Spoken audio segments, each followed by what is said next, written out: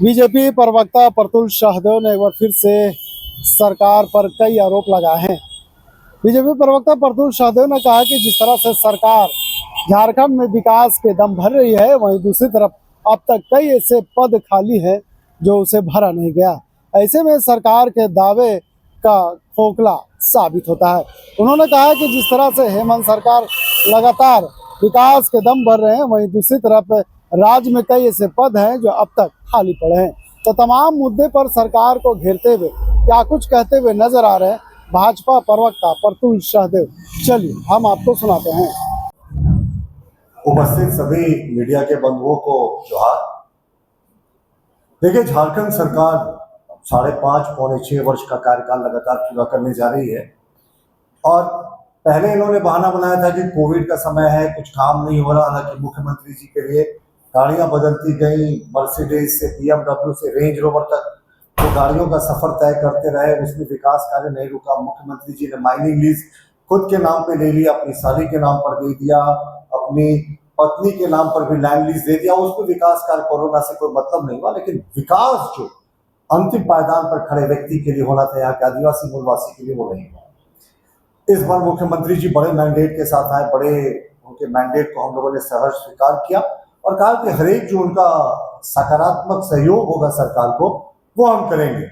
लेकिन इस सरकार का विकास के प्रति, विकास योजनाओं के प्रति क्या नजरिया है, अगले 5-7 मिनटों में आपको स्पष्ट हो जाएगा कि विकास और यहाँ का इंफ्रास्ट्रक्चर डेवलपमेंट इस सरकार के एजेंडा में ही नहीं है।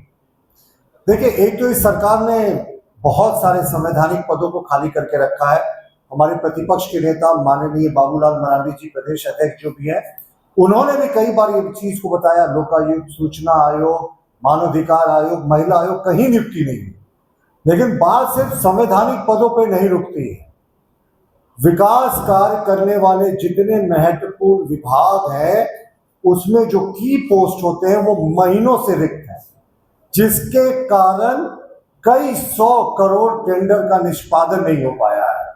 जो विकास योजना है वो आशा देख रहे, बाट देख रहे हैं कब उनका डिस्पोजल होगा, लेकिन इन की पोस्ट पे ये लोगों की नियुक्ति नहीं हुई है, जिसके कारण ये विकास नहीं हो पा रहा। अब मैं आपको बताता हूँ किन किन पदों पर नियुक्ति नहीं हुई है। अब आप बताएं, जल संसाधन, पथ निर्माण और ग्रामीण कार्य विकास विभाग, ग्रामीण कार्य विभाग की आपको हम रियलिटी चेक करते हैं। देखिए, बड़े टेंडरों पर रोक लगी हुई है क्योंकि महत्वपूर्ण पद खाली हैं। पहले आपको ये समझना होगा कि 5 करोड़ रुपए तक का टेंडर जो है वो चीफ इंजीनियर डिस्पोज करते हैं, और 5 करोड़ से ऊपर का जो टेंडर होता है उसको इंजीनियर इन चीफ की अध्यक्षता में एक कमेटी बनती है, जिसमें चीफ इंजीनियर होते हैं, संबंधित वित्त पदाधिकारी होते हैं, ये तमाम लोग होते हैं, इनकी संयुक्त कमेटी होती है। लेकिन अब आप देखिए, 5 करोड़ से ऊपर की योजनाओं का डिस्पोजल ही नहीं हो पा रहा। शुरुआत करते हैं पथ निर्माण विभाग से। यहाँ अभियंता प्रमुख का जो पद है वो लंबे समय से रिक्त है, जिसके कारण 5 करोड़ से ऊपर की कोई भी योजना को स्वीकृति नहीं मिल रही है। जब पथ निर्माण, एक तरफ national highway authorities of India हर एक दिन रिकॉर्ड संख्या में किलोमीटर में सड़कें बना रही है, लेकिन पथ निर्माण विभाग में अभियंता प्रमुख का पद लंबे समय से रिक्त है। और मैं आपको बता चुका हूं, 5 करोड़ से ऊपर का कोई भी टेंडर डिस्पोजल के लिए जो कमेटी होती है वो चीफ इंजीनियर के लेवल से डिस्पोज नहीं हो सकता, उसके लिए कमेटी होती है। एक पथ निर्माण विभाग जो इंफ्रास्ट्रक्चर, जो पूरे झारखंड के सड़क के नेटवर्क को मजबूत करता है, उसका जो इंजीनियर इन चीफ का पद है लंबे समय से रिक्त है। अब आपको मैं बताता हूँ, जल संसाधन विभाग, जल संसाधन विकास विभाग झारखंड में बहुत महत्व रखता है क्योंकि डैम्स के, झारखंड में जल की कमी है, आपको पता है, यहाँ बड़ी नदियां बहुत कम है। तो जो यहाँ पर नहरें बननी चाहिए, छोटे छोटे चेक डैम्स बनने चाहिए, डैम्स बनने चाहिए।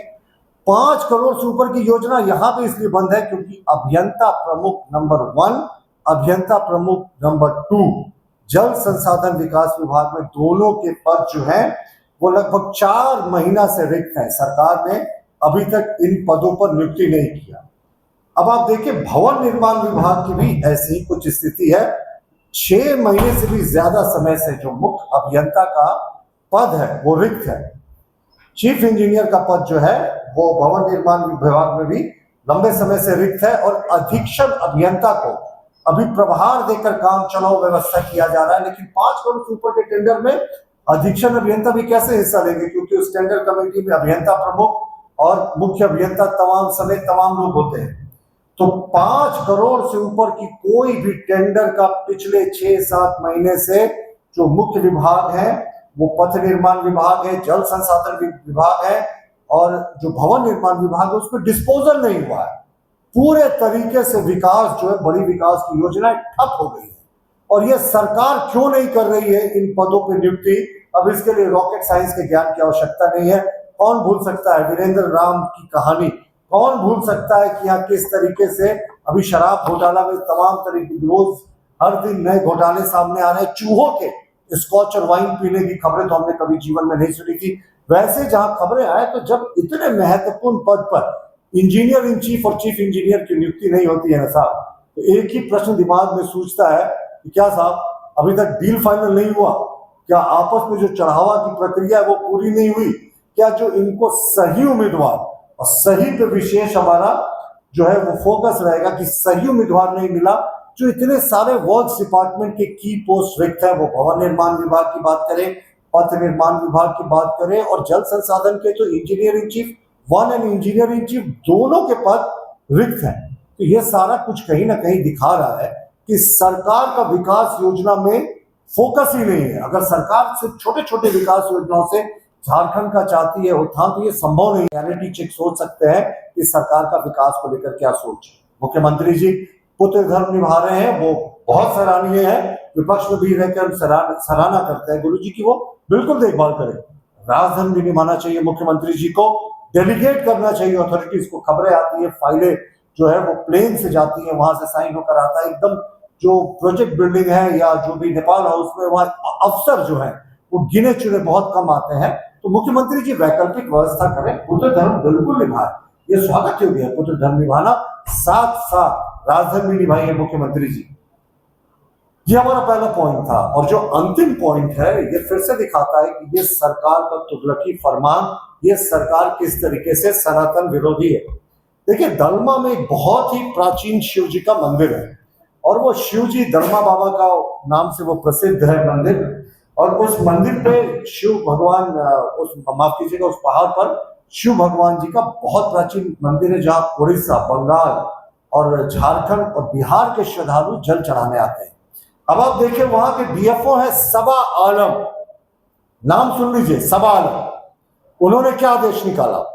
सबा आलम ने आदेश निकाला कि जो 2 व्हीलर, 3 व्हीलर, 4 व्हीलर है उस पर तो टैक्स लगेगा ही सावन के लिए जो श्रद्धालु जल चढ़ाने जा रहे हैं। लेकिन उन्होंने ये भी लिखा कि जो पैदल जा रहे हैं, पहला कॉलम देखे, हर एक श्रद्धालु से 5 रुपया वसूला जाएगा।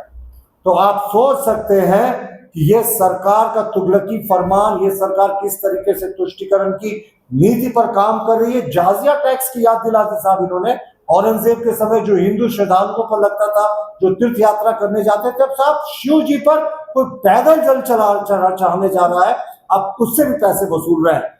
अविलंब इस तुगलकी फरमान को वापस ले, सनातनियों की जो आस्था है उस पर ये प्रहार नहीं हो, वरना भारतीय जनता पार्टी सड़कों पर उतरेगी और सनातनियों की आस्था को ये जाजिया टैक्स के खिलाफ में आंदोलन करेगी। मैं एक बार फिर से आपको मैं बताता हूं कि रियलिटी चेक मैंने दिखा दिया। जल संसाधन विभाग में जो भवन निर्माण विभाग है, सड़क निर्माण, पथ निर्माण विभाग में जो की पोस्ट है इंजीनियर इन चीफ के, कहीं चीफ इंजीनियर के, कहीं 2-2 इंजीनियर इन चीफ के, किस तरीके से सरकार में खाली है। और महीनों से 5 करोड़ से ऊपर का टेंडर डिस्पोज नहीं हो रहा है। यानी विकास की जो बड़ी योजनाएं बिल्कुल थम सी गई है। सरकार को लगता है चढ़ावे का इंतजार है, इसीलिए ये सरकार नहीं कर रही है। धन्यवाद।